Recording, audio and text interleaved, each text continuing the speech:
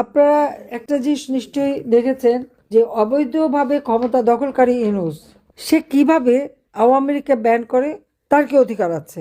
Doctor Mohammad Yunus, তাকে আমি প্রশ্ন করি যে সে কি জনগণের ম্যান্ডেট নিয়ে ক্ষমতা এসেছে, জনগণের ভোটে ক্ষমতা এসেছে? তা তো নয়। সেটা তো সে নিজেই স্বীকার করেছে, আমাদের বলতে হবে কেন? 2024 সালে সে ক্ষমতা দখল করলো, কিভাবে দখল করেছে সে নিজে ব্যাখ্যা দিয়েছে।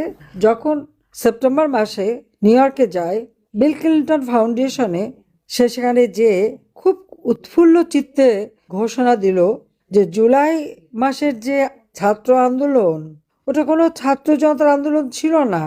কারণ সকলকে বললো যে সেখানে তো কোনো নেতা ছিল না, কোনো নেতৃত্ব ছিল না।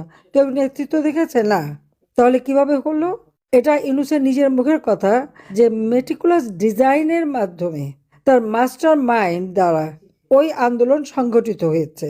অর্থাৎ দেশি বিদেশি নানা ধরনের চক্রান্ত করেই সে আন্দোলন করেছে, আর আন্দোলন করে শেখ হাসিনাকে ক্ষমতা থেকে হটিয়েছে।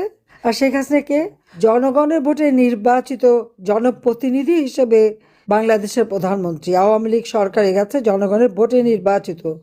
তো জনগণের ভোটে নির্বাচিত সরকারকে মেটিকুলাস ডিজাইনের মাধ্যমে উৎখাত করে দিয়ে সে ক্ষমতা দখল করেছে, অর্থাৎ ডাকাতি করে ক্ষমতা নিয়েছে। এটা তো তার কথাই প্রকাশ হয়ে গেছে। আমার প্রশ্ন হচ্ছে, এই অবৈধভাবে ক্ষমতা দখল করায় গর্ব করার মতো কি আছে? বাহবা পাওয়ার মতো কি আছে? চুরি ডাকাতি করার মতো করে ক্ষমতা ডাকাতি করা, আর তারপরে আওয়ামী লীগকে ব্যান করে। তার কি কোনো অধিকার আছে আওয়ামী লীগকে ব্যান করার? তার কি কোনো অধিকার আছে যে আওয়ামী লীগের কেউ ভোট দিতে পারবে না বা নির্বাচনে অংশগ্রহণ করতে পারবে না? কেন পারবে না? সেটাই আমার প্রশ্ন, যে আওয়ামী লীগকে নির্বাচন করতে দেবে না। যদি গণতন্ত্রের কথাই বলে, তো ঠিক আছে, আওয়ামী লীগকে নির্বাচন করতে দিক, জনগণকে সিদ্ধান্ত নিতে দিক। জনগণ সিদ্ধান্ত নিক কাকে চায়। হ্যাঁ, অবাধ নিরপেক্ষ স্বাধীন নির্বাচন যদি হয়, সেই সুষ্ঠু নির্বাচনের মাধ্যমে জনগণ যদি আওয়ামী লীগকে ভোট না দেয়, আওয়ামী লীগ যাবে না ক্ষমতায়। কিন্তু আওয়ামী লীগকে ব্যান করে নির্বাচন করতে না দিয়ে সেখানে বাধা দিয়ে তৃণমূল পর্যায় পর্যন্ত আওয়ামী লীগের নেতা কর্মী, তাদের পরিবার পরিজন, তাদের ছোট শিশু থেকে শুরু করে মানে শ্বশুর বাড়ি বাপের বাড়ি আত্মীয় পরিবার পরিজন কাউকে বাদ দিচ্ছে না।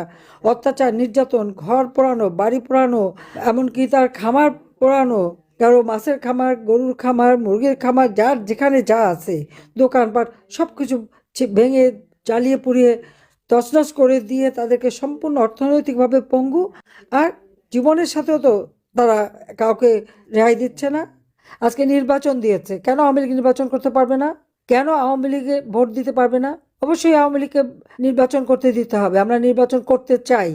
আজকে আমি বলবো যে আমাদের কৃষক, শ্রমিক, ছাত্র জনতা, মেহনতি মানুষ, নারী সমাজ, সকলে যে যেখানে আছেন সবাইকে ঐক্যবদ্ধ হতে হবে। এটা কোনো নির্বাচন হচ্ছে না, এটা নির্বাচনের একটা খেলা। এখান থেকে কোনো জনগণের ম্যান্ডেট আসবে না। নির্বাচন নামে একটা প্রহসন হচ্ছে, যেখানে আওয়ামী লীগ অংশগ্রহণ করতে পারে না। সেটাখানে আবার নির্বাচন কিসের? অন্তত 50% ভোটারের আমরা আমাদের পক্ষে।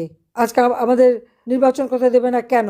আমি ইউনূসকে আহ্বান করি, আসেন না আমার সাথে নির্বাচন করেন, যে কোনো কনস্টিটুয়েন্সিতে আসেন, দেখি কে জিতে, কাকে জনগণ ভোট দেয়, তখন না বুঝতে পারবো। সেটা তো করতে পারবে না, সে সাহস নাই।